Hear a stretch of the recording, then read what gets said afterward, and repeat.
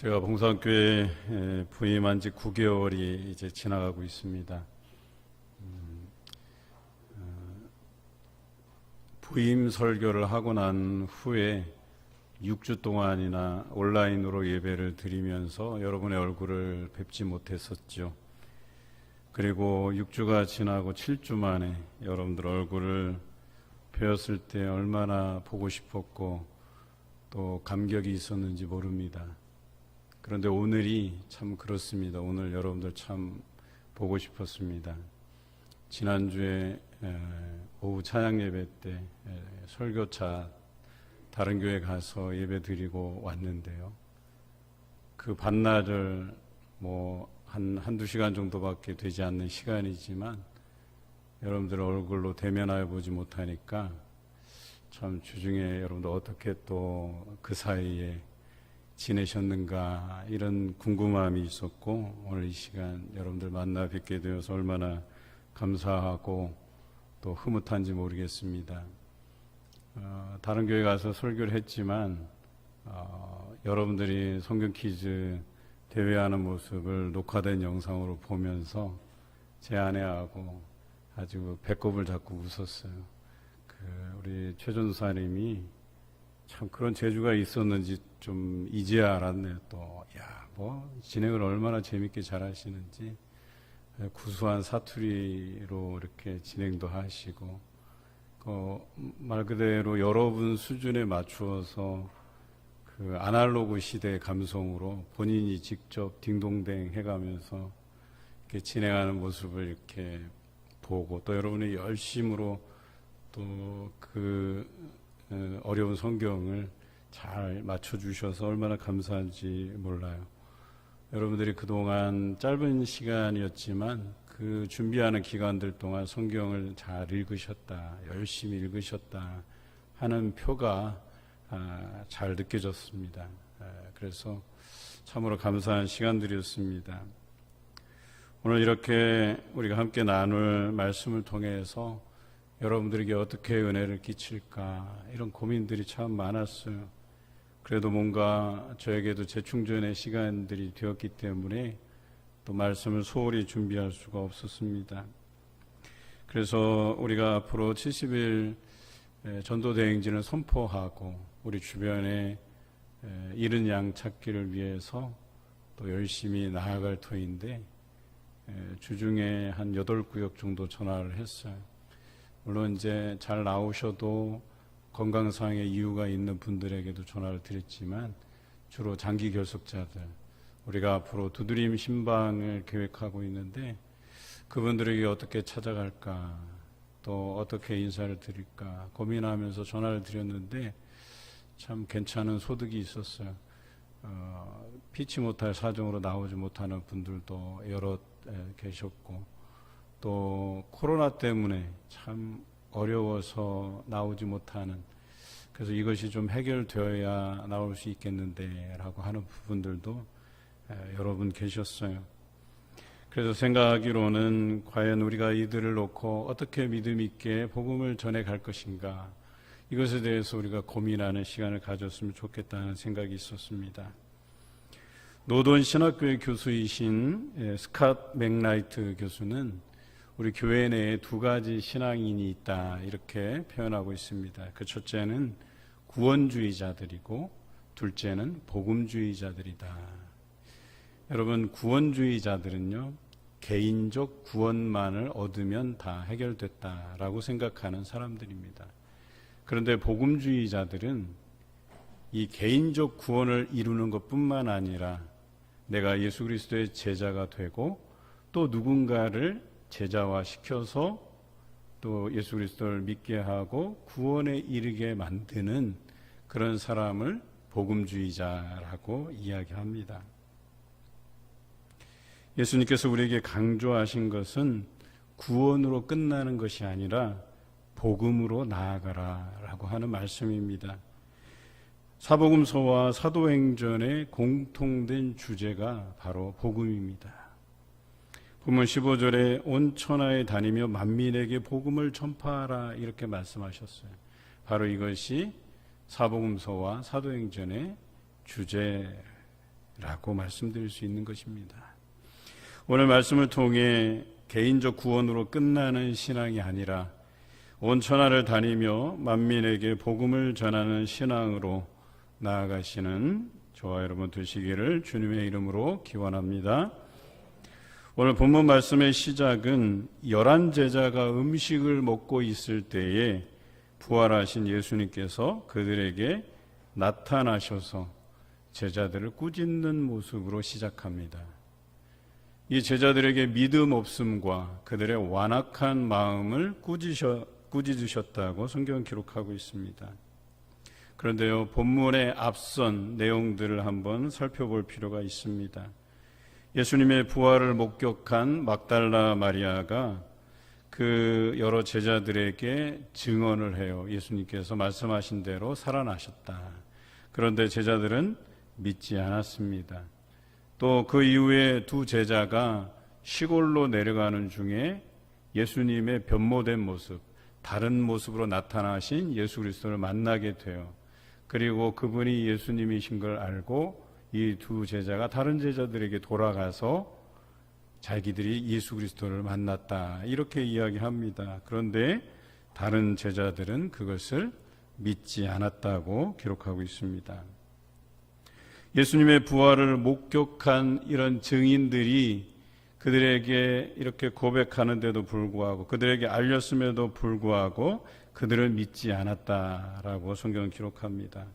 왜냐하면 자신들이 직접 보지 못했기 때문에, 자신들이 직접 보고 만져보지 못했기 때문에 그들은 믿지 않았다는 거예요. 여러분, 체험신앙이 좋은 거긴 하지만 또 이렇게 나쁜 경우도 있어요.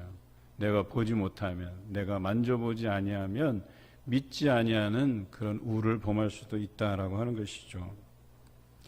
그런데 예수님께서는 친절하게 이 믿지 않는 제자들에게 직접 오늘 나타나셔서 자신을 보여주시고 그들의 믿음 없음과 완악한 마음을 꾸짖으셨다라고 기록하고 있습니다.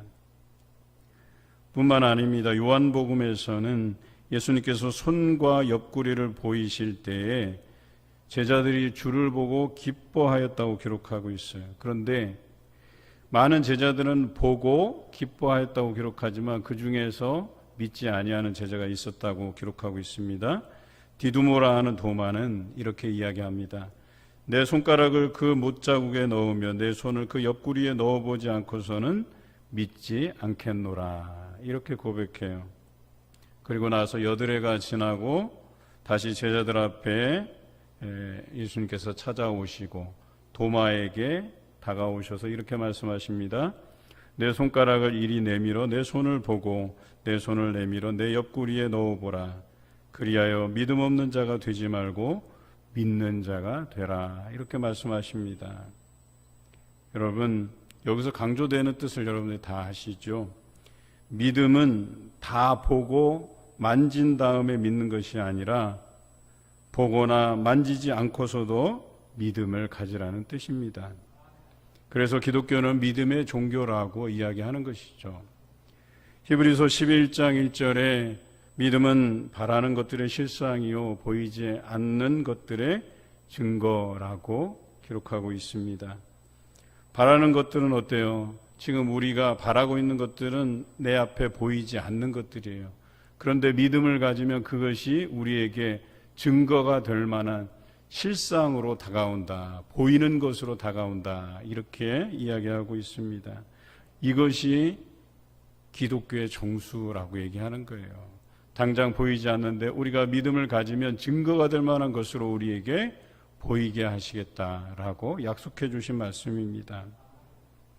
이렇게 믿음 없음과 완악한 마음에 대하여 제자들을 책망하고 꾸짖으셨는데 과연 그 목적이 무엇이냐? 우리는 이것이 중요합니다. 과연 그저 그들을 책망하기 위함인가? 그들을 무안주기 위해서 예수님께서 그렇게 하신 것일까? 아마도 그렇지 않을 것입니다. 저는 적어도 이들이 예수 그리스도를 믿게 하기 위해서 이렇게 꾸짖으신 것이 아닌가 생각을 합니다. 변화산상에서 영적 황홀경을 경험하고 산을 내려와 귀신 들린 아이를 만나게 되죠. 그런데 제자들이 그 귀신을 쫓아내지 못합니다. 그럴 때 예수님께서 그들에게 믿음이 없는 세대라고 책망하셨습니다. 그리고 이렇게 말씀하시죠. 할 수 있거든이 무슨 말이냐. 믿는 자에게는 능히 하지 못할 일이 없느니라. 이렇게 말씀하셨습니다. 예수님께서 공생의 기간 동안에 본인이 3번이나 자신이 죽고 나서 3일 만에 살아날 것이다 라고 말씀하셨어요.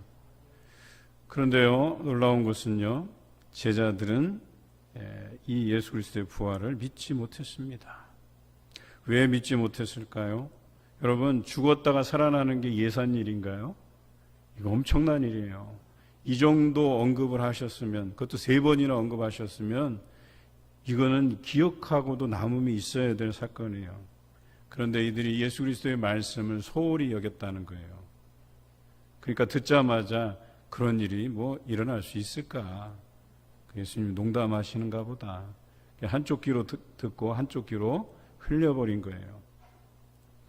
이렇게 말씀을 소홀히 여기다 보니까 부활에 대한 소망도 없었을 것이고, 그러다 보니까 여러 목격자들을 통해서 전해 듣거나 혹은 빈 무덤을 직접 보고도 예수 그리스도의 부활을 믿지 못했던 것입니다.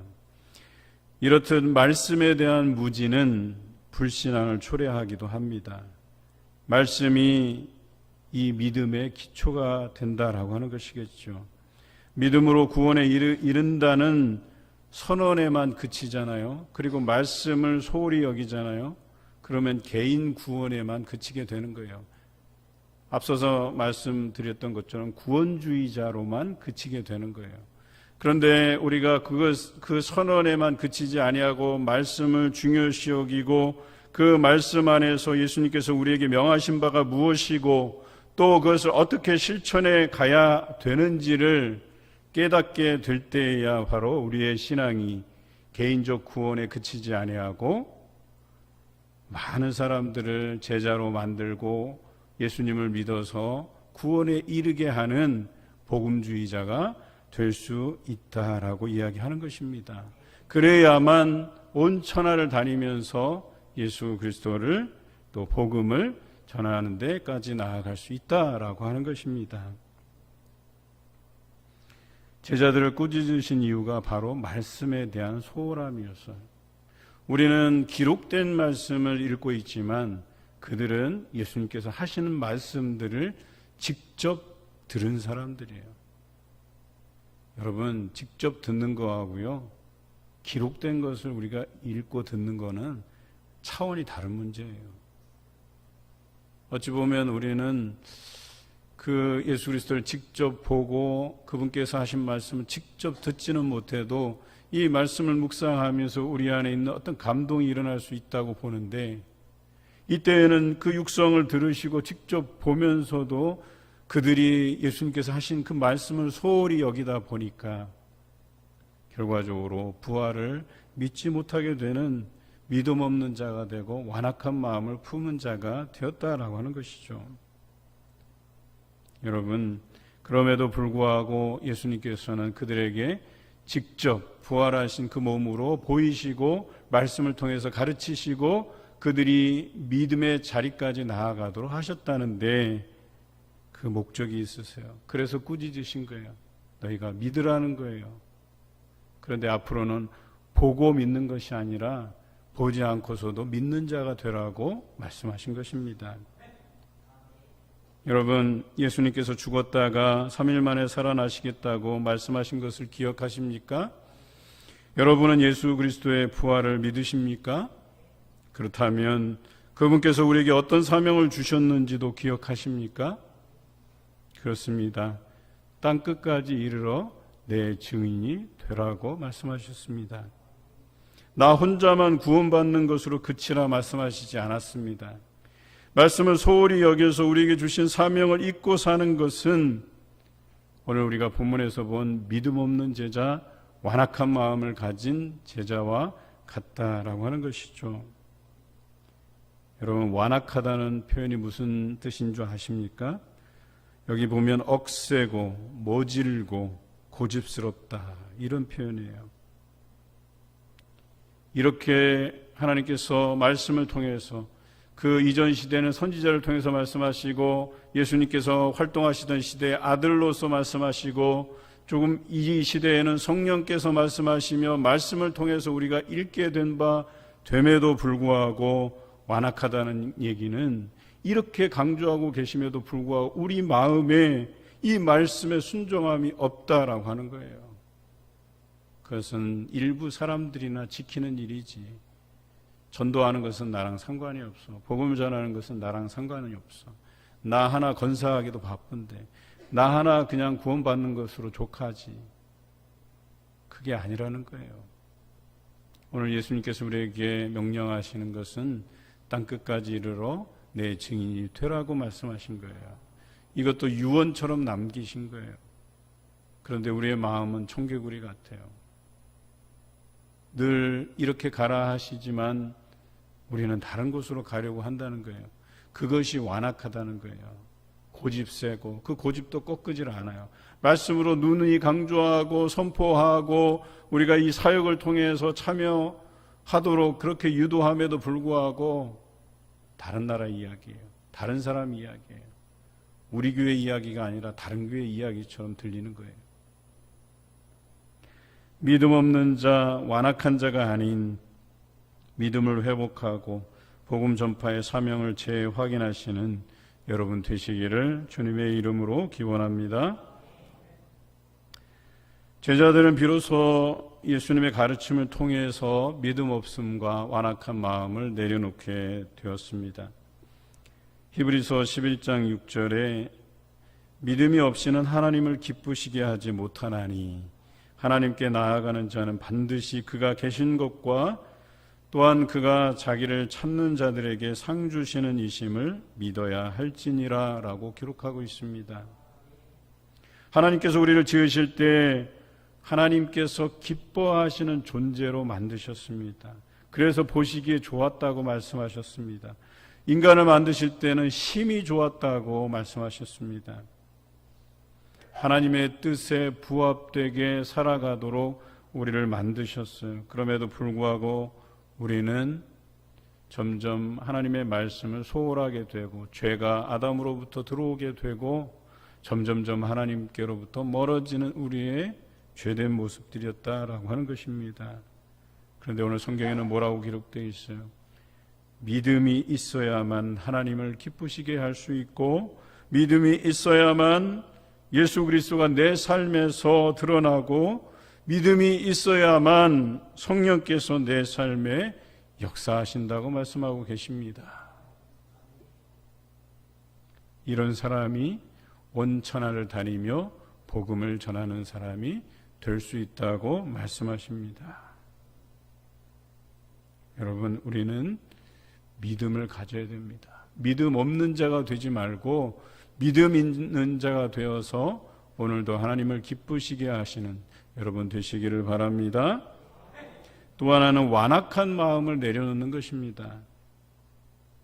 로마서 1장 28절에 또한 그들이 마음에 하나님 두기를 싫어하며 하나님께서 그들을 그 상실한 마음대로 내버려 두사 합당하지 못한 일을 하게 하셨으니 라고 기록하고 있어요. 우리에게 자유의지를 주셨어요. 우리가 선택할 수 있는 거예요. 그런데 바르지 못한 선택을 하는 사람들이 있다는 거예요. 여전히 완악한 모습, 고집세고 내 주장만 옳다 하고 그렇게 한 방향으로만 흘러가는 사람이 있다는 거예요. 그런데 하나님께서 그들의 그 마음에 하나님 두기를 싫어하는 것으로 알고 그대로 내버려 두셨다고 해요. 여러분, 그대로 내버려 둔 사람이 어떤 사람인 줄 아십니까? 로마서 1장 29절부터 32절에 하나님께서 그 마음에 하나님 두기를 싫어하는 사람은 그대로 내버려 두었더니 이런 사람이 되었다고 성경은 기록하고 있어요. 불의, 추악, 탐욕, 악의, 시기, 살인, 분쟁, 사기, 악독, 수근수근, 비방, 능욕, 교만, 비방, 자랑, 악을 도모함, 부모를 거역함, 우매, 배약, 무정, 무자비. 이런 사람들이 되어 간다는 거예요. 여러분, 처음에는 내가 예수 그리스도를 믿고 하나님을 섬긴다고 하다가도요, 우리 안에 완악한 마음을 내려놓지 못하잖아요. 그때부터 죄가 들어오는 거예요. 그러면 하나님께서 그 자유의지의 선택대로 내버려 두실 때에 우리는 이런 사람들로 돌변할 수 있다고 이야기하는 것입니다. 그리고 이들을 성경에서는 완악한 자다, 또 다른 말로는 하나님께서 미워하는 자다, 이렇게 기록하고 있습니다. 이런 마음을 가진 자가 온 천하를 다니며 복음을 전할 수는 없습니다.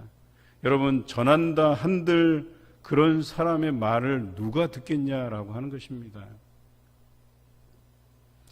이렇게 믿음 없고 완악한 마음을 가진 제자들을 찾아오셔서 꾸짖으시고 또 부활하신 몸을 보여주시고 또 만져보게 하심을 통해서 그들의 의심을 걷어내시고 믿음 가운데 거하도록 하셨다라고 하는 것이에요. 그래서 오늘 본문에서 제자들을 꾸짖으신 이유가 바로 여기에 있어요.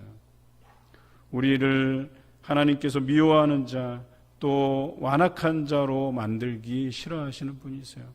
우리를 믿음 있는 자로, 그 완악한 마음을 내려놓고 하나님의 말씀에 순종하는 자로 살아가기를 원하신다라고 하는 것이겠죠.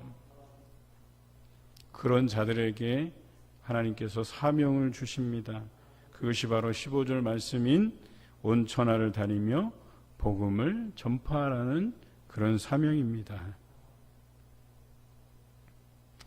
우리에게도 이와 같이 마음의 찔림을 주셔요.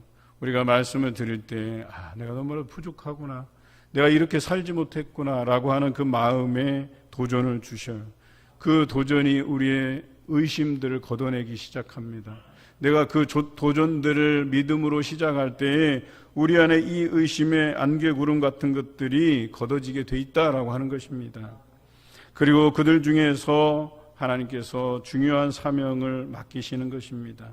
바로 온 천하를 다니면서 복음을 전파하라는 이 사명을 그들이 듣게 되고 실천하게 되고 믿음이 생겨나고 그 믿음을 통해서 믿는 자들에게 표적이 따르는 아름다운 일들이 우리에게 벌어질 것이라고 약속해 주십니다.